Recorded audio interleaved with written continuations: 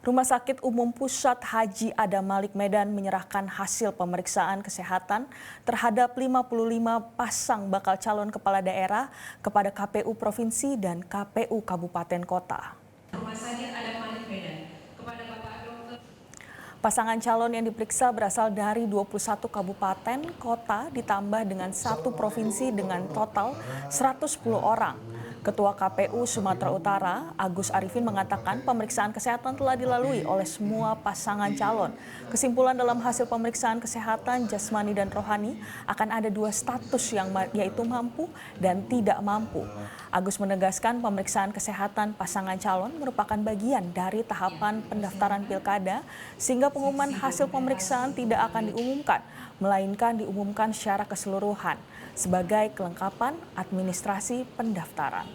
Terima kasih kami ucapkan kepada Ketua KPU dahulu.